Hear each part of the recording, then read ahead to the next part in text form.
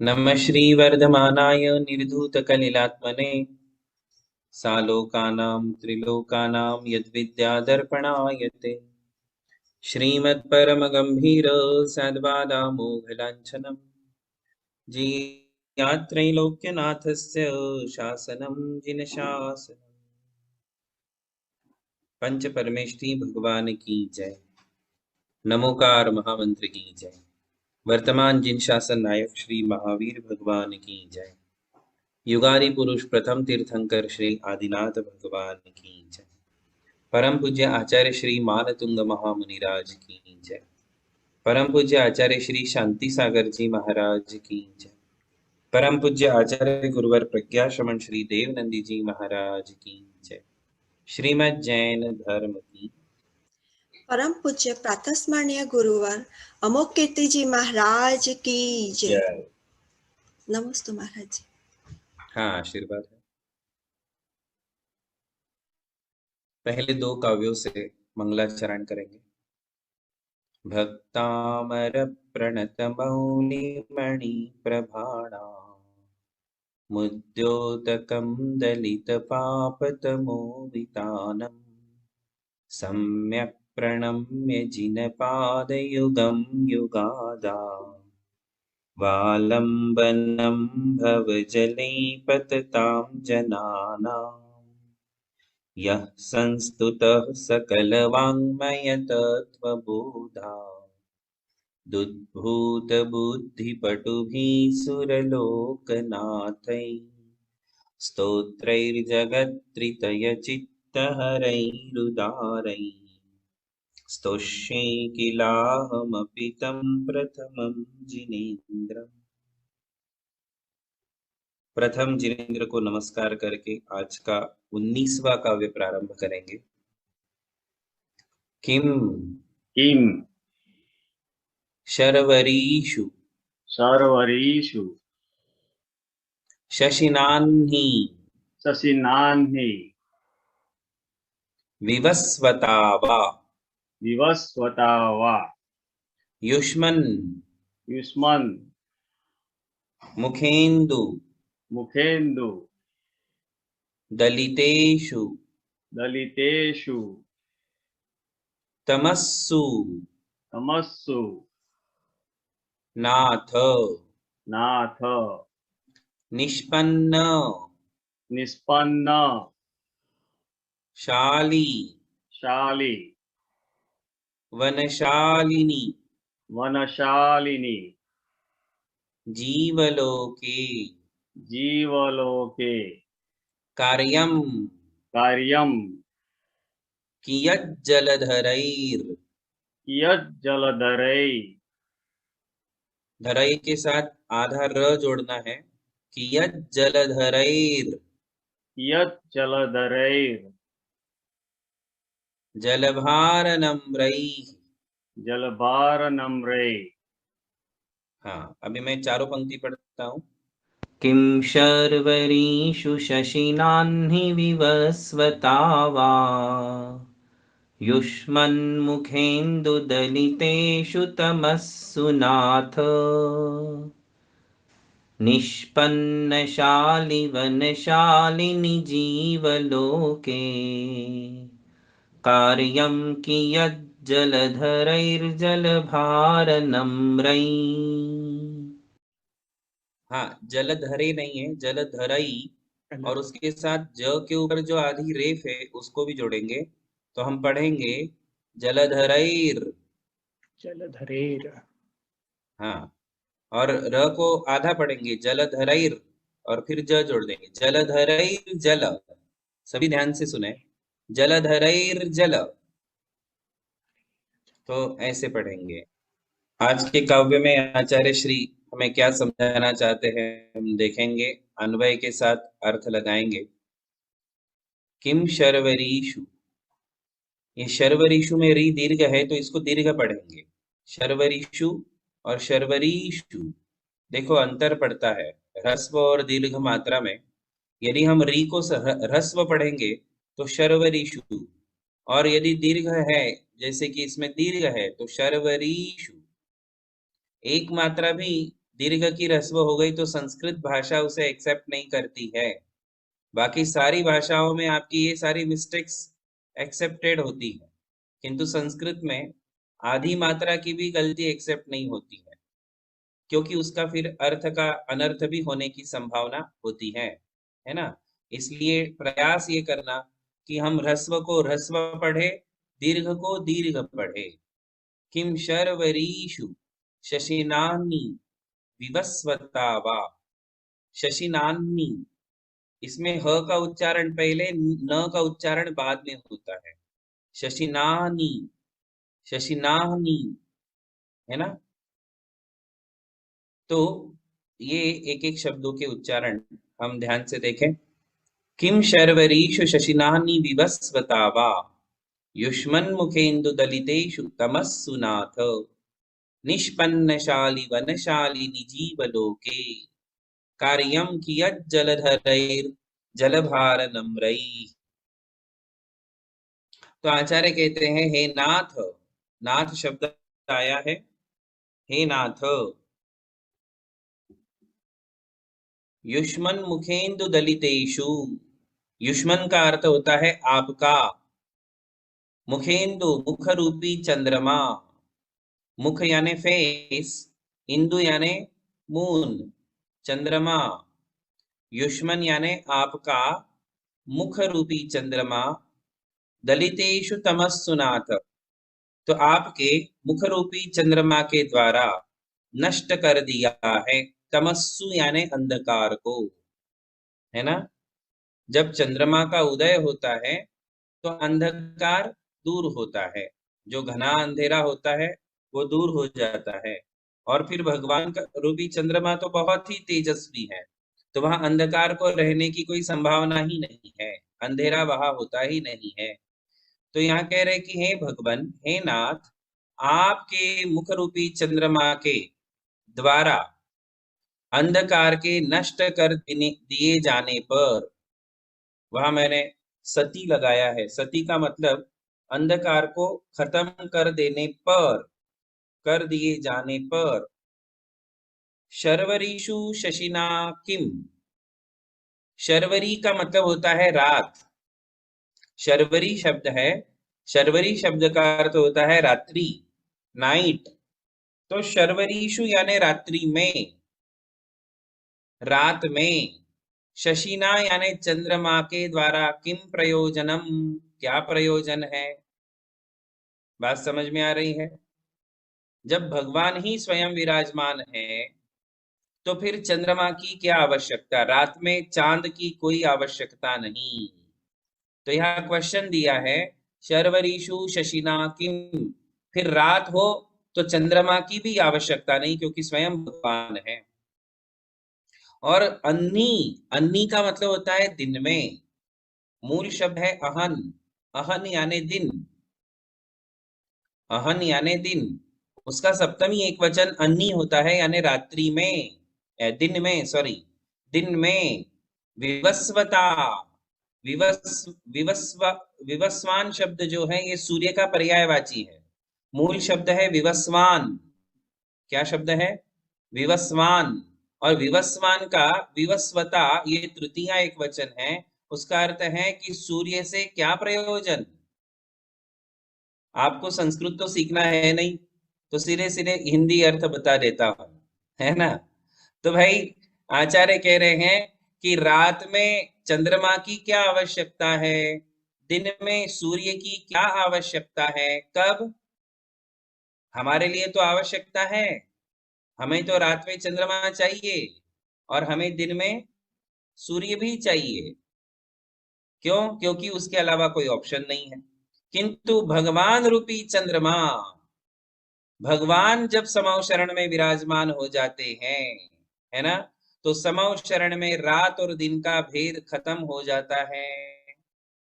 समौ शरण में रात और दिन का भेद खत्म हो जाता है। क्यों? क्योंकि भगवान रूपी सूर्य, भगवान रूपी चंद्रमा विराजमान हो चुके हैं। और भगवान कैसे होते हैं? तो पिछले दो काव्यों में बताया था, नित्योदयम, उनका अस्त नहीं होता है। दो काव्य बताए थे, नास्तम कदाचिदुपयासि नैराहुगम्य। नास्तम, आपका अस्त नहीं होता है, ऐसा सूर्य वाले काव्य में कहा था, और चांद वाले में काव्य में कहा था नित्योदयम, नित्योदयम दलित मोह महांधकारम। तो उसमें नित्योदयम कहा था। तो दोनों काव्यों में कहा था कि भगवान ऐसे सूर्य है, भगवान ऐसे चंद्रमा है जिनका अस्त नहीं होता है, जो हमेशा उदीयमान होते हैं, विराजमान होते हैं। और जब तक भगवान विराजमान है तब तक आकाश के चंद्रमा की और आकाश के सूर्य की कोई आवश्यकता नहीं। अभी हमारे यहाँ भगवान विराजमान नहीं है तो हमें साक्षात जिनेंद्र के अभाव में दिन में सूर्य की जरूरत पड़ेगी, रात में चंद्रमा की जरूरत पड़ेगी, है कि नहीं? किंतु स्वयं भगवान के विराजमान होने पर न दिन में सूर्य की न रात में चंद्रमा की आवश्यकता है। ऐसा इन दो काव्यों, दो पंक्तियों में कहा है। इससे सीधे सीधे अर्थ है कि श्री जिनेंद्र भगवान जिनके हृदय में विराजमान हो जाते हैं, उन्हें बाहर के सूर्य और चंद्र की कोई आवश्यकता नहीं होती है क्या? नहीं। और वैसे भी बाहर का सूर्य और बाहर का चंद्रमा हमारे अंदर के अंधेरे को नष्ट करते नहीं है। अंदर के अंधेरे को, अज्ञान रूपी अंधकार को नष्ट करने वाले तो हमारे भगवान ही हैं। इसलिए भगवान को विराजमान करने पर सूर्य चंद्रमा की आवश्यकता नहीं पड़ती। एक एग्जाम्पल दे रहे हैं आचार्य श्री। एग्जाम्पल देखिए, निष्पन्न शाली वनशालिनी जीवलोके। आचार्य कहते हैं कि जीवलोके यानी संसार में, जीवलोके यानी संसार में। एक एग्जाम्पल दे रहे हैं, निष्पन्न शाली, शाली यानी धान्य, शाली शब्द का अर्थ है अनाज, धान्य। वनशालिनी, वन यानी खेत में, वन में या खेत में। शाली निष्पन्न, निष्पन्न यानी पक जाने पर। खेत में धान्य जब पक जाता है तो धान्य से, पके हुए धान्य से सुशोभित खेत में लास्ट में जो शालिनी आया है, उस शालिनी का अर्थ होता है शोभायमान, सुशोभित, है ना? तो उसका अर्थ है शोभायमान। अब पूरे निष्पन्न शाली वनशालिनी का अर्थ है कि पके हुए धान्य के खेत में, पके हुए धान्य के खेत में, या फिर खेतों में धान्य के पक जाने पर। एग्जाम्पल दे रहे, खेतों में अनाज आ गया, धान्य पक गया, गेहूं आ गया, बाजरा आ गया, चावल आ गया, ये सब धान्यों के पक जाने के पश्चात जलधरैर जलभार नम्रई कार्यम कियत। जलभार नम्रई, जलभार नम्रई का मतलब होता है जल यानी पानी, उसका भार, उसके भार से झुके हुए बादल। जलधर यानी बादल, जलधर शब्द का अर्थ है बादल। कैसे हैं बादल? पानी के भार से झुके हुए। जब एकदम पानी भर जाता है बादलों में तो बादल काले काले हो जाते हैं, है ना? बिल्कुल काले काले बादल होते हैं, ऐसे लग रहे थे कि पानी, पानी के वजन से वो झुक रहे हो, नीचे आ रहे हो, ऐसा लगता है। आप आकाश में देखना कभी, जो व्हाइट कलर के बादल होते हैं वो ऐसे कभी नहीं लगते कि जैसे एकदम हेवी हो, भरे हुए हो। किंतु जो काले बादल होते हैं पानी से भरे हुए, वो स्पष्ट मालूम पड़ते हैं। तो आचार्य कह रहे हैं कि पानी से भरे हुए बादलों का कार्यम कियत, क्या प्रयोजन है?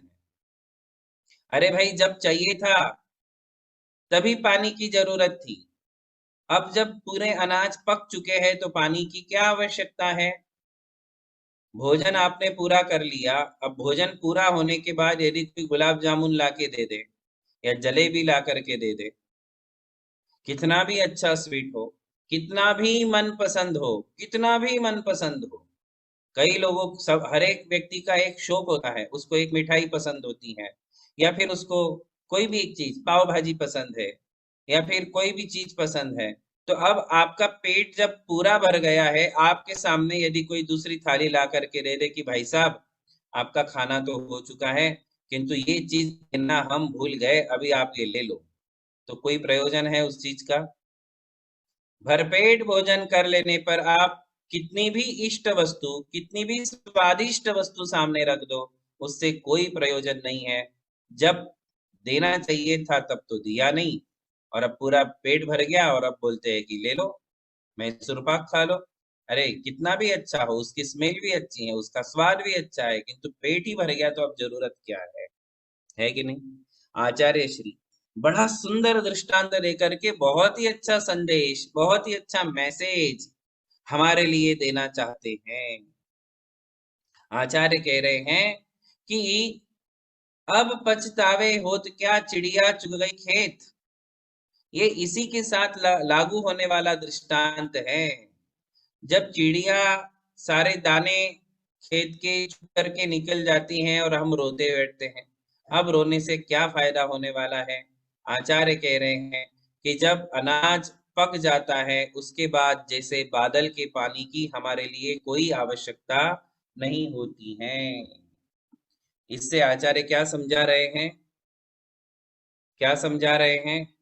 कि भाई जीवन भर भगवान का नाम लेना भूल गए और अंतिम समय पछता रहे हैं, अब तो पूरा जीवन ही निकल गया। क्या मैसेज दे रहे हैं आचार्य श्री?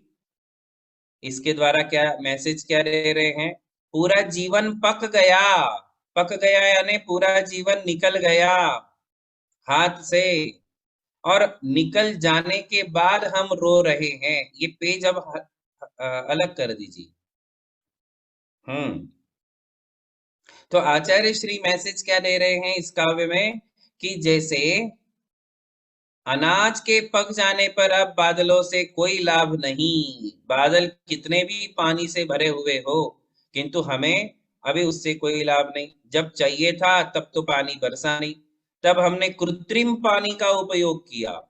लोग कृत्रिम पानी का उपयोग करते हैं खेती में, और कृत्रिम पानी से फिर खेती कर लेते हैं, और उसके बाद फिर बादल कितने भी मंडराए, उससे हमारे लिए क्या लाभ है? अनाज और खराब कर देंगे। अनाज पक जाने पर, फसल पक जाने पर अब और यदि पानी बरस गया, कई बार होता है ना कि आम के सीजन में आम लग जाते हैं और उसके बाद पानी बरसता है तो सारा आम खराब हो जाता है, अनाज खराब हो जाता है। बस ऐसे ही बंधुओं, अब हमारा पूरा जीवन निकल गया, पूरा जीवन निकलने के बाद लोग पछता रहे हैं कि भाई मेरी पूरी लाइफ निकल गई, मैं ये भी कर सकता था, वो भी कर सकता था, यात्रा कर सकता था, विधान सारे कर सकता था, मैंने अपने जीवन में कोई विधान नहीं किया, मैंने अपने जीवन में कोई यात्रा नहीं की, मैंने अपने जीवन में कोई दान नहीं दिया, मैंने अपने जीवन में कोई व्रत आचरण नहीं किया, मेरे नमोकार व्रत करना रह गया, मेरे कर्म दहन के व्रत रह गए, मेरे जिन गुण संपत्ति के व्रत रह गए, मेरे 1234 के व्रत रह गए। ना मैंने व्रत किए, ना मैंने तीर्थ किए, ना मैंने आराधनाएं की, और अब मेरी भावना जगी है तो पूरी जवानी मेरे हाथ से निकल गई, बूढ़ा शरीर हो गया, खुद से खड़ा भी नहीं हो सकता हूँ, अब मैं क्या करूं? अब पछताओ और क्या करो? अब पछताते रहो खटिया पे बैठ करके, और क्या करोगे? पछताने के अलावा और क्या कर सकते हो बताओ? है कि नहीं? इतना सुंदर जीवन मिला था, सारी अनुकूलताएं मिली थी, शरीर हट्टा कट्टा था, पैसा भी अपने पास था, सब कुछ होने के बाद हम कलह में जीवन व्यतीत कर देते हैं, लगड़े झगड़े और कलह करने में सारा जीवन निकल जाता है, या फिर हमारा जीवन, पूरा जीवन जो है गधा पच्चीसी में निकल जाता है। गधा पच्चीसी समझते? गधा पच्चीसी यानी सिर्फ जो है हम पैसे कमाओ और पैसों को मेंटेन करते रहो, मेंटेनेंस में, इसको ही गधा पच्चीसी बोलते हैं, है ना? जो काम आपके घर के नौकर करते हैं, नौकर आपके घर का जैसे मेंटेनेंस करते हैं, वो सिर्फ आपके घर की धूली और साफ सफाई करते रहते हैं और आपका घर साफ सुथरा रखते हैं। आप क्या करते हो? आप भी तो यही करते हो पूरे जीवन। जो है, जो कमाया है उसके ऊपर नजर गाड़ करके रखते हो कि ये सुरक्षित है कि नहीं। अपनी प्रॉपर्टी के ऊपर नजर लगा के बैठे हो, अपने एसेट्स के ऊपर नजर गाड़ के बैठे हो, उसी के ऊपर आपकी आंख रहती है जीवन भर, और उसको ही साल संभाल करते रहते हो, है ना, यही करते रहते हो। और इसमें खूब मेहनत करते, कमाई करते, इसी को गधा पच्चीसी बोलते हैं। ये गधा पच्चीसी में सारा जीवन हम निकाल देते हैं और उसके बाद फिर पछताते हैं। अरे कमाया था तो कमाई हुई धन संपत्ति का उपभोग भी कर लेते, दान भी कर लेते, छुट्टी। दान, भोग और नाश, तीन ही तो गति है पैसों की। दान, भोग और नाश, तीन ही गति है। दान दे दो, एंजॉय करना है एंजॉय कर लो, बाद में किसके लिए रख के जा रहे हो, और जिसके लिए रखे जा रहे हो वो टिकने वाला है क्या? वो आदमी टिकेगा क्या जिसके लिए रख के जा रहे हो? और वो टिक गया तो उसके पास ये पैसा टिकेगा कि नहीं? दो में से दोनों को टिकना चाहिए ना। हम अगली पीढ़ी का सोचते हैं, अगली पीढ़ी के लिए पैसा बना के रखते भरपूर कि नहीं मेरे बच्चे को काम आएगा। अब ये जो पैसा और आपका बच्चा, ये दोनों को आपने जो है छोड़ के गए हो, ये दोनों में से दोनों टिके तो फायदा है। यदि दोनों में से एक चला गया तो, एक गया तो दूसरा वेस्ट, पैसा गया तो बच्चा वेस्ट, बच्चा गया तो पैसा वेस्ट। तो ये दोनों टिकने वाले हैं कि नहीं टिकने वाले आपको पता नहीं है। और यदि वो टिक भी गया तो अपने भाग्य का ही भोग पाएगा, आपका कमाया हुआ नहीं, आपका छोड़ा हुआ वो भोगने वाला नहीं है, वो अपने भाग्य का ही भोगने वाला है। इसलिए आपने क्या करना चाहिए, तो हमने जो कमाया है उसको जितना हमें एंजॉय करना है कर लो, और जितना दान देना है बुद्धि का अच्छा प्रयोग करो, और जितना दान देना है उतना दान दे दो।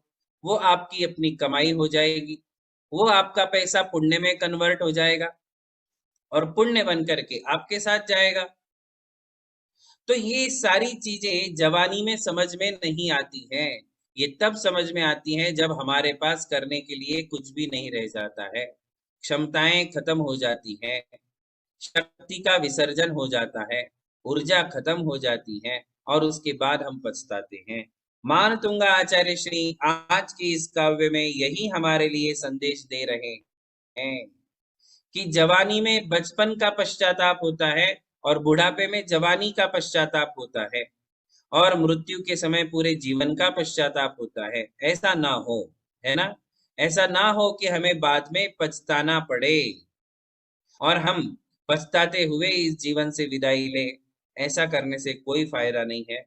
जीवन के अंतिम क्षणों में एक संतुष्टि का भाव हमारे पास होना चाहिए, जीवन के बुढ़ापे में भी और जीवन के अंत में भी हमारे अंदर एक संतोष होना चाहिए, समाधान होना चाहिए कि मैंने अपने जीवन में सब कुछ कर लिया, जो जो करना था मैंने अपने परिवार के लिए भी कर लिया, देव शास्त्र गुरु के लिए भी कर लिया, सारी आराधनाएं भी कर ली, खूब दान भी दे दिया, गुरुओं की सेवा भी कर ली, और हो सका तो यदि संयम धारण भी कर लिया, व्रती भी बन गया।